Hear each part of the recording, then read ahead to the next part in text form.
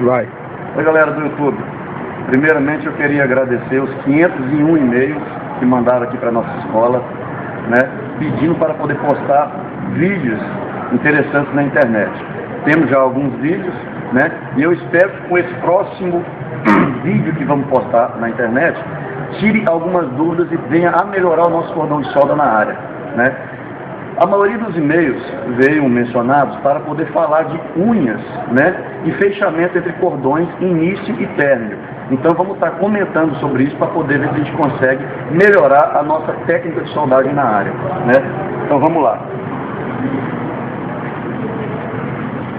Como vocês podem ver, temos aqui uma junta de topo, né, com o primeiro passo de raiz. Essa área que você está percebendo na minha raiz tem uma pequena reentrância, ou seja, uma falha na raiz. Isso aconteceu devido não ter promovido a unha na raiz de soldagem, que é o primeiro passo da junta. E nesse segundo ponto que vocês podem ver, já tem uma emenda perfeita, né? E como eu posso melhorar a minha unha e melhorar a minha emenda na raiz? Como vocês podem ver, eu tenho uma pequena reentrância, um desbaste no final do cordão, onde eu supostamente vou iniciar, dar reinício no meu cordão de solda, meu primeiro passo de raiz. Vocês podem ver que eu tenho um desbaste no final do cordão, que eu promovo com um disco, né, de corte, melhor dizendo, não usando o disco de desbaste, para poder não danificar as bordas da minha junta, do meu chanfro, porque posso tirar a geometria desse chanfro e me trazer irregularidades durante o processo de soldagem. Esse desbaste, existe uma técnica para efetuar esse desbaste. Novamente dizendo, evitar usar o disco de desbaste, porque o disco de desbaste, por ele ser mais grosso, vai estar removendo muito e supostamente danificando o meu chanfro. Usa-se o disco de corte de 2 milímetros mais aconselhável para poder promover essa reentrância aguda de uma forma mais perfeita. Esse desbaste, ele inicia-se um pouco abaixo mais do cordão, formando uma leve panela para me dar início ao meu cordão de solda, a minha raiz. Na pontinha de cima, ele vai se afundando até afinar a ponta do cordão, da raiz, para que o outro cordão que eu iniciar venha se fundir com mais facilidade e dar continuidade no meu passo de raiz.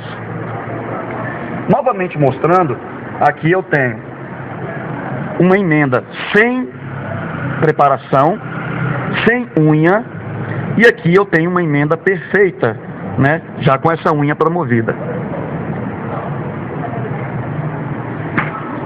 Um outro fator muito importante que acontece na área, né, é as pernas de soldagem juntas de ângulo que são formadas, como vocês podem ver nesse desenho, né? Mas antes de falar desse desenho, gostaria de mostrar para vocês uma solda feita, claro, irregularmente, para poder mostrar supostos defeitos que acontecem no cordão de solda. É muito interessante no início da borda, né, não ter essa mordedura, como vocês podem ver. É aconselhável que fique um albalamento para poder deixar o início do cordão mais bonito, com característica de acabamento mais perfeita, né?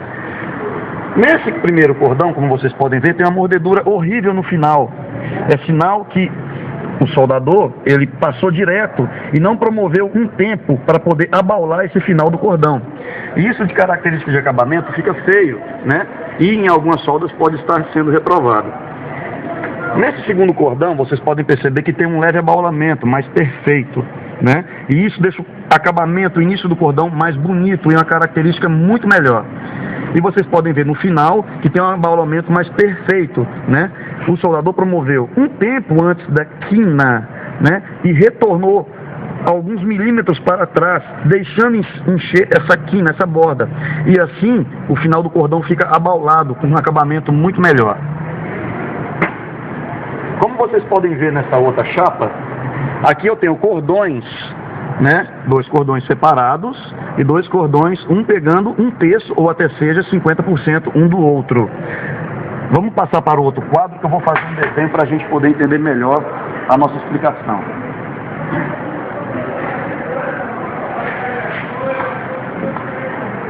Bom, vamos falar agora, entender um pouquinho das pernas de soldagem, né?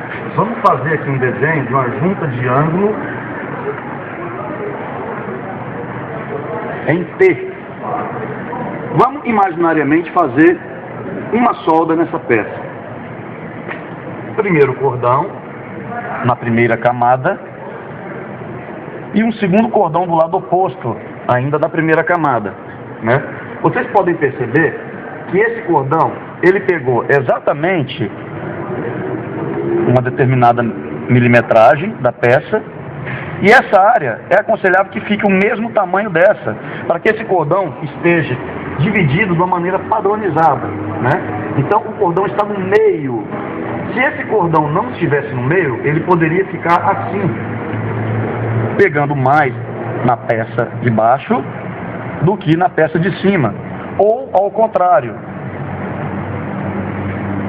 E isso não é aconselhável para poder iniciar e fazer um fechamento de cordões. É aconselhável que fique do mesmo tamanho, tanto na peça de cima quanto na peça de baixo.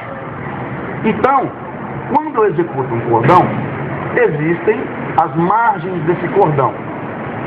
E é aconselhável que você pode colocar a ponta do eletrodo, ou arame, ou a ponta do tungstênio, dependendo do processo de soldagem que está sendo efetuado, o processo de solda que está sendo efetuado a soldagem, sempre na margem do cordão que você executou, porque aqui facilita você dividir esse material, pegando o mesmo tamanho na parte de baixo, pegando 50% ou 1/3 do cordão que você fez embaixo. O próximo cordão você vai pegar de novo na margem do cordão que você executou. E automaticamente, na diluição, aqui, olha, quando você deixa o material se espalhar, vai pegar 1/3 do cordão de baixo, ou 50%, e assim fazendo o fechamento na peça de cima. Lembrando que aqui eu tenho a margem da solda e a margem dos cordões. Lembrando que a margem da solda é a solda toda feita, a solda como um todo, né? Na margem superior e na margem inferior. Lembrando que aqui nessa segunda camada eu tenho 2 cordões nesse desenho, né? Cordão 1, 2, 3 e 4. Então, aqui eu já tenho 3 margens. Por quê? Porque na última camada, que tem 2 cordões, eu tenho a primeira margem de baixo, a margem do cordão que pegou 50% ou 1/3 do cordão de baixo e a margem do fechamento em cima na parte superior. Então é aconselhável e interessante que a gente tenha esse entendimento para poder controlar o depósito desse material, o depósito do meu cordão, para que as pernas de soldagem na junta de ângulo fiquem iguais, né? Eu vou apagar essa solda e vamos fazer uma solda com pernas desiguais, né? Vamos pegar um cordão de solda e fazer que ele pegue mais na parte de baixo da peça. Se eu der continuidade nesse ritmo, né? Segundo cordão, primeiro cordão, segundo cordão. E é óbvio que esse cordão vai ficar mais baixo. Se necessário o terceiro, você pode perceber que esta área está maior que esta. Lembrando que essa parte de cima eu tenho a minha linha vertical, e a parte de baixo eu tenho a minha linha horizontal. Então eu posso perceber, se eu fechar aqui, olha, vai me formar um triângulo, né? Então eu posso perceber que essa área horizontal está muito maior que a área vertical. Então aqui eu tenho as pernas desiguais. Então, controlando essa porcentagem que eu pego entre um cordão e o outro, eu consigo controlar as pernas da minha solda. Lembrando e aconselhando que esse cordão, esse triângulo, fique exatamente pernas iguais, né? A linha horizontal igual à linha vertical. Aqui eu tenho a solda padronizada. Lembrando que as pernas desiguais podem ser aceitas em algumas situações, dependendo do procedimento de soldagem. Eu agradeço, espero que essa simples aula venha estar tirando alguma dúvida, né, ou algumas dúvidas da galera que está iniciando agora na soldagem, né? Estamos aqui na CET Solda, uma escola especializada em soldagem e extensão de solda. Meu nome é Arlienson, muito conhecido como Leno, e vamos estar colocando mais vídeos na internet para poder auxiliar, melhorar a nossa técnica de soldagem na área. Obrigado, galera.